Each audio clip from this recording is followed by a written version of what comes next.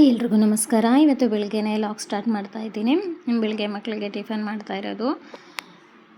ಬೆಳಗ್ಗೆನೇ ತಾಯಂದ್ರಿಗಂತೂ ಹೇಳೋ ಹಾಗಿರೋದಿಲ್ಲ, ಎಷ್ಟೊಂದು ಫುಲ್ ಬ್ಯುಸಿ ಆಗಿಬಿಟ್ಟಿರ್ತೀವಿ. ಅಂದರೆ ಬೆಳಗ್ಗೆ ಟೈಮಲ್ಲಿ ಮಕ್ಕಳು ಸ್ಕೂಲ್ಗೆ ಹೋಗೋವರೆಗೂ ಟೈಮ್ ಹೇಗೆ ಹೋಗುತ್ತೆ ಅಂತಲೇ ಗೊತ್ತಾಗೋದಿಲ್ಲ.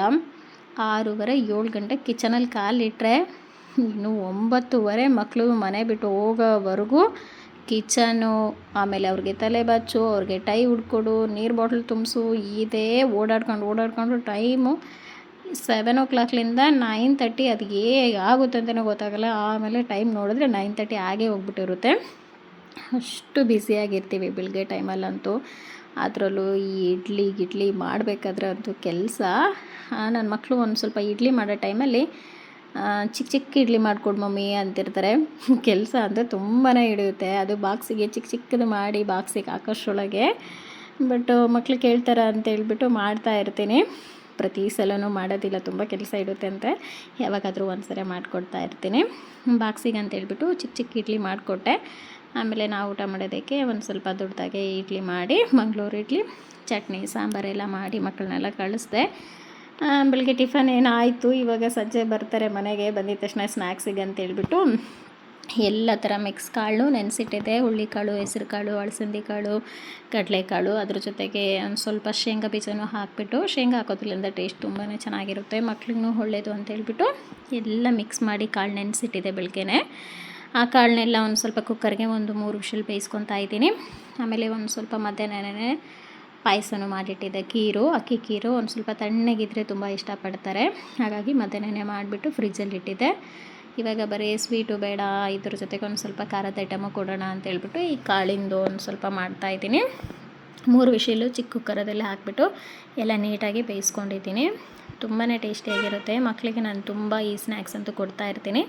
ತುಂಬ ಇಷ್ಟಪಟ್ಟು ತಿಂತಾರೆ. ಎಲ್ಲ ಕಾಳು ಇರುತ್ತಲ್ವ, ಮಕ್ಕಳಿಗೂ ತುಂಬ ಶಕ್ತಿ ಇರುತ್ತೆ.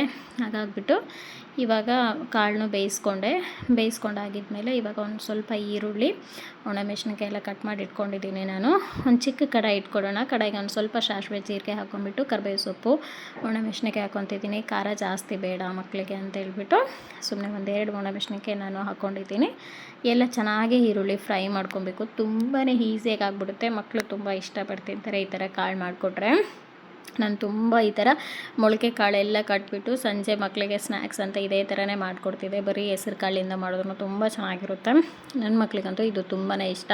ನಮ್ಮ ಸಾಕ್ಷಿ ಪಪ್ಪುಗೆ ಸಾಧಾರಣವಾಗಿ ಈ ಥರ ಒಗ್ಗರಣೆ ಹಾಕಿಲ್ದಂಗೆ ಹಾಗೆ ಕೊಡ್ತೀನಿ.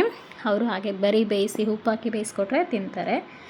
ಇವಾಗ ಒಂದು ಸ್ವಲ್ಪ ಚೆನ್ನಾಗಿ ಈರುಳ್ಳಿ ಫ್ರೈ ಆಗಿದ್ಮೇಲೆ ಸ್ವಲ್ಪ ಉಪ್ಪು ಹಾಕ್ಕೊಂಡು ಚೆನ್ನಾಗಿ ಫ್ರೈ ಮಾಡ್ಕೊಬೇಕು. ಇದರ ಜೊತೆಗೆ ಕಾಯಿ ತುರಿ ಹಾಕೋದ್ರಿಂದ ಟೇಸ್ಟ್ ಚೆನ್ನಾಗಿರುತ್ತೆ. ಬಟ್ ಕಾಯಿ ಇದ್ದಿಲ್ಲ, ಹಾಗಾಗಿ ನಾನು ಹಾಕಿಲ್ಲ. ನೀವು ಮಾಡಬೇಕಾದ್ರೆ ಕಾಯಿನ ಹಾಕ್ಕೊಳ್ಳಿ. ಕಾಯಿ ತುರಿದ್ಬಿಟ್ಟು ಟೇಸ್ಟ್ ತುಂಬಾ ಚೆನ್ನಾಗಿರುತ್ತೆ.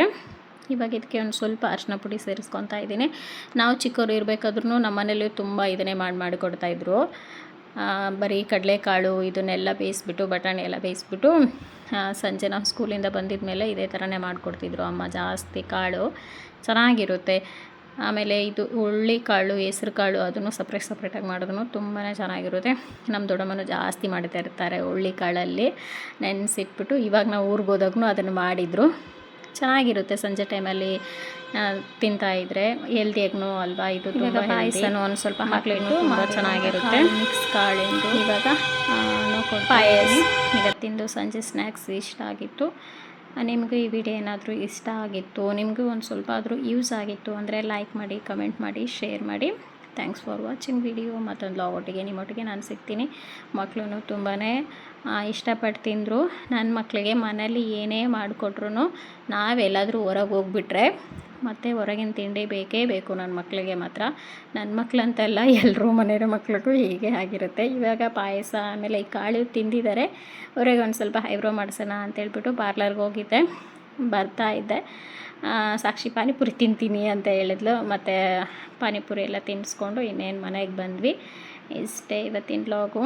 ಇವ್ರ ಜೊತೆಗೆ ಸೇರಿಬಿಟ್ಟು ನಾನು ತಿಂದೆ. ಬಟ್ ನನ್ನ ವೀಡಿಯೋ ಮಿಸ್ ಆಗಿಬಿಟ್ಟಿದೆ. Thanks for watching video.